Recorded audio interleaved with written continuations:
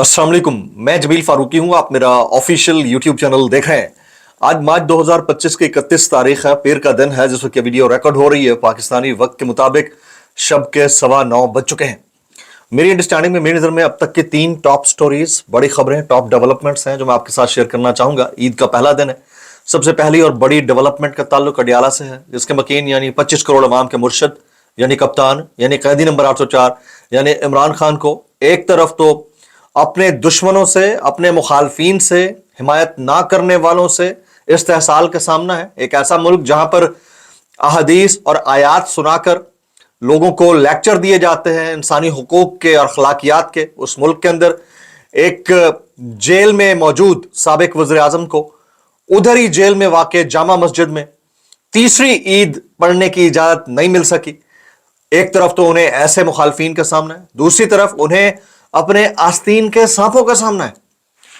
यह मामला इंतहाई अफसोसनाक है, लेकिन मैं अजराहे एहतराम सुबह वाले व्लॉग में इसके ऊपर बात नहीं करना चाह रहा था, क्योंकि जब तक चीजें कंफर्म ना हो या कोई नाम लेकर उसके ऊपर विद प्रूफ्स बात ना करे, उस वक्त तक बात करना बनती नहीं है। अब लोगों ने ट्वीट्स करना शुरू कर दिए हैं, तो उसकी तफसीलात में मैं थोड़ा जाऊंगा और बात करूंगा कि कौन से ओवरसीज पाकिस्तानीज हैं जिनका बाकायदा अब नाम आना शुरू हो गया। वो खुद चाहें तो उसके ऊपर वजाहत जारी कर सकते हैं।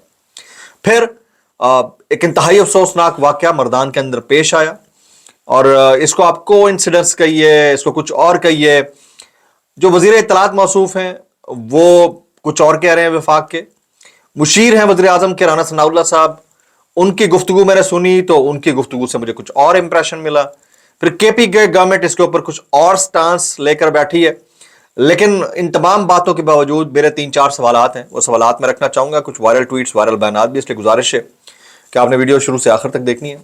एक और गुजारिश, अगर आपने चैनल नहीं किया अभी तक सब्सक्राइब जरूर सब्सक्राइब कर लीजिएगा। बेल आइकन यानी घंटा या घंटी अपने अंगूठे उंगली के साथ रखे डंडे से दबा सकते हैं। इसके अलावा व्हाट्सएप चैनल का लिंक हर वीडियो डिस्क्रिप्शन के अंदर मौजूद होता है, जाकर उसको क्लिक करके ज्वाइन कर लेंगे। आपका हमारा राब्ता बेहतरीन तरीके से हो सकता है।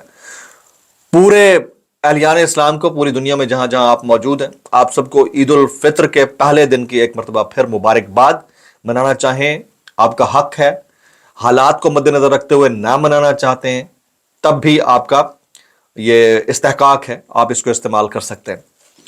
अमेरिका में मुकीम पाकिस्तानियों से मुतालिक कुछ पाकिस्तानी लीडरशिप में लोग हैं अमेरिकन चैप्टर के अंदर, ओवरसीज पाकिस्तानी जो पाकिस्तान तहरीक इंसाफ को नोइंगली अननोइंगली रिप्रेजेंट करते हैं, उनसे मुतालिक अब दावा होना शुरू हो गया कि उन्होंने बगैर किसी अथॉरिटी के मुलाकात के अंदर कुछ यकीन दहानियां करवाई हैं मुबैना तौर के ऊपर। मैं फिर कह रहा हूं, जब तक कि वो इसको कंफर्म ना कर दें या डिनाइल ना आ जाए, उस वक्त तक ये बात बढ़ती रहेगी। इसके ऊपर से पर्दा हटना। हमारे एक दोस्त हैं अरसलान बलोच, ये पीटीआई से मुतालिक खासी ट्वीट्स भी करते हैं, उनको लाइक भी किया जाता है पीटीआई के अंदर।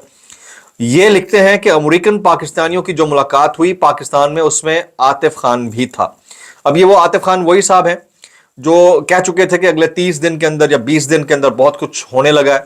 ये वही आतिफ खान साहब हैं जिन्होंने यूएस चैप्टर पीटीआई के अंदर बहुत ज्यादा खलबली मचाई हुई थी, और जाहिर है कि इमरान खान साहब की रिहाई के लिए तगोदो कर रहे थे। उनसे मुतालिक अरसलान बलोच का दावा है। अब ये कहते हैं, उनको कुछ खबर मिली होगी जाहिर है, और ये मुलाकात पीटीआई ओवरसीज चैप्टर के हेड सज्जाद बरकी को एतमाद में लेकर की गई है।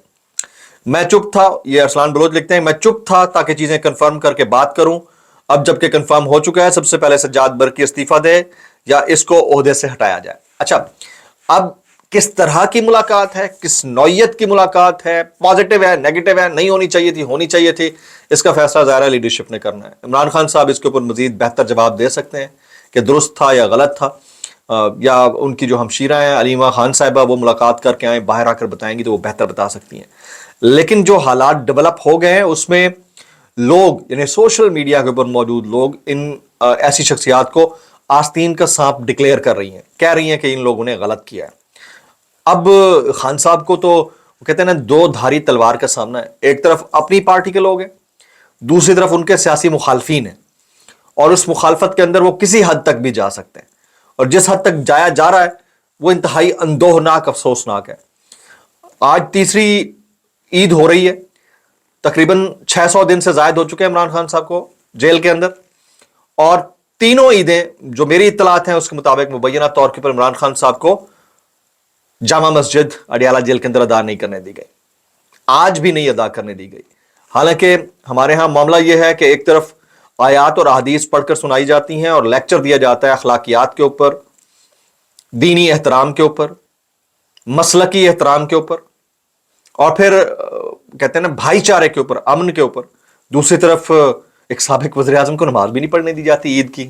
مطلب اتنا سیکیورٹی تھریٹ اگر جیل کے اندر بھی ہے تو پھر تو ہمیں جو ہے نا یہ کنسیڈر کر لینا چاہیے کہ یہ گورنمنٹ فیل ہو چکی ہے، یہ والی گورنمنٹ جیل کے اندر بھی سیکیورٹی پرووائڈ کرنے میں فیل ہو چکی۔ پھر آپ ایسا کہہ سکتے ہیں، مطلب اگر ایک پرومیننٹ شخصیت کو جیل کے اندر نماز پڑھنے کے اوپر بھی سیکیورٹی تھریٹ ہے تو پھر یہ حکومت، جس حکومت کے انڈر یہ آتا ہے، اس کے کنڈکٹ کے اوپر سوالیہ نشان ہے کہ آپ نے یہ کیا کیا ہے۔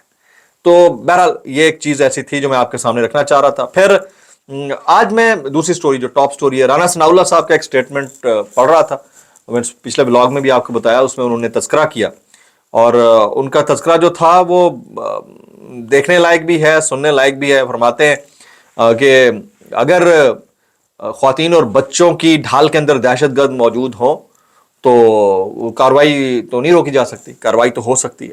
یعنی ان کی جو گفتگو تھی اس سے امپریشن یہی ملا کہ وہ واقعہ ہوا ہے جو مردان کے اندر ہوا ہے یا کاٹلنگ کے اندر، ان کی جو گفتگو ہوئی۔ اس کے بعد بیرسٹر سیف صاحب آتے ہیں کہ معصوم نہتے شہری اور بچے جو شہید ہوئے ہیں اس کے اوپر مذمت بھی کرتے ہیں، افسوس بھی ہے۔ یہ وہ بیرسٹر سیف ہیں جن سے استعفیٰ لینے کے حوالے سے نعرے لگائے جاتے رہے، اور جو کے پی کے گورنمنٹ ہے اس کی لیڈرشپ ہے وہ ڈفرنٹ انداز سے اس کے اوپر کام کرتی رہی ہے، بولتی رہی ہے۔ اور خود علی مین گنڈاپور صاحب نے بھی بات کیا ہے اسی ایونٹ کے اوپر۔ عطا اللہ تارڑ صاحب کا ایک ٹویٹ ہے، یہ ٹویٹ سنیے، اس کے اوپر میرے چند سوالات ہوں گے۔ وہ کہتے ہیں کاٹلنگ آپریشن میں 17 خارجی ہلاک ہوئے، 17 خارجی ہلاک ہوئے، ٹھیک ہے، یہ انہوں نے دعویٰ کیا ہے۔ کسی عام شہری کو نقصان نہیں پہنچا، بڑی زبردست بات ہے اگر یہ بات ہوئی ہے تو۔ اور کوئی ڈرون حملہ بھی نہیں ہوا، یہ بھی انہوں نے کنفرم کر دیا ہے، بلکہ سیکیورٹی فورسز نے کارروائی کی۔ آپریشن کی جگہ سے قریبی آبادیاں 6 سے 9 کلومیٹر دور تھیں، وہاں کوئی سویلین گھر موجود نہیں تھا۔ مقامی جرگے میں کچھ افراد نے خارجیوں کو سہولت فراہم کرنے کا یقین دلایا تھا، یعنی وہاں پر دہشت گرد موجود ہیں، ان کا کہنے کا مطلب یہ تھا۔ اچھا، جس کی ویڈیوز بھی موجود ہیں۔ خارجیوں نے عید پر مردان میں حملے کا اعلان کیا تھا، جس آپریشن کی وجہ سے ناکام رہا۔ خیبر پختونخوا میں ہزاروں حملے کرنے والوں کی پی ٹی آئی حکومت نے کبھی مذمت نہیں کی، لیکن جب خارجیوں نے خود پر ڈرون حملے کی غلط خبر پھیلائی تو پی ٹی آئی نے پاک فوج کے خلاف بیانیہ اپنایا اور ان کی دل جوئی کے لیے پہنچ گئی۔ جھوٹی خبریں پھیلانے والے خارجیوں کے سہولت کار ہیں، یہ عطا اللہ تارڑ صاحب کہتے ہیں۔ جو رانا ثناء اللہ صاحب سٹیٹمنٹ دے چکے ہیں، یہ مجھے لگتا ہے کہ اس کی نفی کرتا ہے کہ وہاں پر کوئی ایسا ڈرون حملہ نہیں ہوا، آپریشن ہو رہا تھا۔ چلیں، میرے 3-4 سوالات ہیں۔ پہلا سوال یہ ہے کہ اس سٹیٹمنٹ کو آنے میں 3 دن کیوں لگے ہیں؟ پہلے دن ہی وفاق کی طرف سے آ جانی چاہیے تھی، جس کی میں توقع کر رہا تھا۔ آپ درست کہہ رہے ہوں گے، پہلے دن آ جانی چاہیے تھی۔ پھر دوسری بات یہ ہے کہ 26 نومبر کو جب گولیاں چلیں، جس کی کنفرمیشن انڈیپینڈنٹ رپورٹرز نے کی، خود آپ کے پارٹی کے عہدیداران میں سینیٹر عفنان اللہ نے کی، اور بہت سارے لوگوں نے کہا کہ گولی چلی، اسحاق ڈار صاحب نے کی۔ اس کے فوراً بعد بھی یہی کہا گیا تو گولی چولی تو کوئی چلی نہیں ہے، آپ کو یاد ہوگا۔ یہ دوسرا سوال ہے، جب آپ کے ملک میں 2024 کے آخری مہینوں کے اندر ایک ایسا ایونٹ ہو چکا ہو جس میں آپ کا سٹیٹمنٹ آلریڈی نگیٹ ہو چکا ہو، تو لوگ آپ کی بات کے اوپر کیسے یقین کریں گے؟ تیسرا، آپ کہتے ہیں کوئی سویلین نہیں ہوئے شہید اس کے اندر، تو وہاں کے جو رپورٹر رپورٹ کر رہے ہیں ان کو بلا کر پھر ان کی سرزنش کی جائے کہ وہ غلط رپورٹ کیوں کر رہے ہیں؟ یہ 3 سوال۔ چوتھا، کے پی گورنمنٹ جو وہاں کی صوبائی حکومت ہے وہ نہتے اور معصوم شہریوں کے شہید ہونے کے اوپر سٹیٹمنٹ جاری کر رہی ہے کہ اس کے اوپر مذمت کرتے ہیں، تو اس کنفیوژن کو کون دور کرے گا؟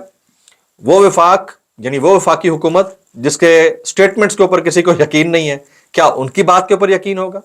وہ صوبائی حکومت جن کے کنڈکٹ کے اوپر سوالیہ نشان ہے کہ وہ چلتے اس طرف ہیں اور رخ اس طرف ہوتا ہے، ان کے اوپر کوئی یقین کرے گا؟ یا عام شہریوں کے اوپر، وہاں کے جو لوکلز ہیں جو رپورٹ کر رہے ہیں ان کے اوپر کوئی یقین کرے گا؟ یا کسی انڈیپینڈنٹ اخبار کا سہارا لیا جائے گا اس وقت بھی بین الاقوامی، چاہے وہ BBC کا ہو یا پھر وائس آف امریکہ یا باقی؟ یہ انتہائی افسوسناک سچویشن ہے، لیکن کیا کریں، ہمارے ملک کے اندر ہو رہی ہے، تو اس کے اوپر مزید کیا کہا جا سکتا ہے؟ اب ہمارے ملک کے نظام انصاف کو سلام کہنے کو دل کرتا ہے۔ آج فرحان ملک صاحب کو عدالت میں پیش کیا گیا، جس شخص نے ان کے خلاف مقدمہ درج کرا رکھا ہے، جس شخص کے کہنے کے اوپر مقدمہ درج ہوا ہے، غیر قانونی کال سینٹر والا، وہ شخص جو ہے نا، وہ کہتا ہے میں نے فرحان ملک کو نہ کبھی دیکھا، نہ کبھی ملا. پہلی بار انہیں لاک اپ میں ریمانڈ کے دوران ملا. ملزم فرحان ملک کے حق میں بیان دے رہا ہے اور جو ڈیوٹی جج صاحب ہیں وہ ان کو جوڈیشل کر کے جیل بھیج رہے ہیں. بھائی ملزم نے جب ڈینائل کر دیا تو ڈسچارج بنتا عید کا دن تھا. یہ ہمارے ملک کا نظام انصاف رہ گیا. تو اب پھر اعتماد کون کس کے اوپر کرے یہ بہت بڑا سوال نشان ہے. اب میں کچھ وائرل بیانات اس ڈسکلیمر کے ساتھ، اگر آپ کو میری بات بری لگتی تو معذرت، زیادہ بری لگتی تو انتہائی معذرت، اور زیادہ بری لگتی سانو کی کیسے کر لیتے ہو یار. یہ حامد میر صاحب کہتے ہیں لک پاس کے قریب، سنیے گا، لک پاس کے قریب اختر مینگل اور ان کے ساتھیوں نے سڑک پر عید کی نماز ادا کی اور عید کا دن بھی سڑک پر گزارا. اچھا یہ بھی بتا دوں کہ اختر مینگل صاحب نے 2 دن کا ٹائم دیا، الٹیمیٹم دیا، 2 دن بعد وہ کوئٹہ کی طرف لانگ مارچ کریں گے. اس کے اوپر وہ بات کر رہے ہیں کہ عید کی نماز ادا کی اور عید کا دن بھی سڑک پر گزارا. ان کا مطالبہ ہے کہ گرفتار بلوچ خواتین اور بزرگوں کو رہا کیا جائے. ریاستی اداروں کے ٹاؤٹ اختر مینگل کو مسلسل غدار قرار دے رہے ہیں. کیا عید کے اس اجتماع میں بھی غدار ہیں؟ سب غدار ہیں. یہ حامد میر صاحب کے جملے ہیں. پھر وہ کہتے ہیں عمران خان صاحب سے متعلق کہ عمران خان صاحب نے تیسری عید جیل میں گزاری. آج اڈیالہ جیل کی مسجد میں نماز عید ادا کی گئی. عمران خان کو نماز عید کی اجازت نہیں دی گئی. عمران خان کے دور میں ان کے سیاسی مخالفین کے ساتھ جیلوں میں جو ہوا ہم اس کی بھی مذمت کرتے ہیں. بالکل جو اس دور میں ہوا اس کی بھی مذمت کی جاتی ہے، کرنی چاہیے سب کو. اب جو عمران خان کے ساتھ ہو رہا ہے اس نے پچھلے تمام ریکارڈ توڑ دیے. اس کو کوئی مانے نہ مانے، اس سچویشن نے تمام ریکارڈ توڑ دیے. آگے چلتے ہیں. یہ اللہ بھلا کرے عمران ریاض خان صاحب فرماتے ہیں جیسے محسن نقوی کو شہباز شریف پر مسلط کیا گیا تھا بالکل ویسے ہی بیرسٹر سیف کو خیبر پختونخوا پر مسلط کیا گیا. اسے کوئی نہیں ہٹا سکتا.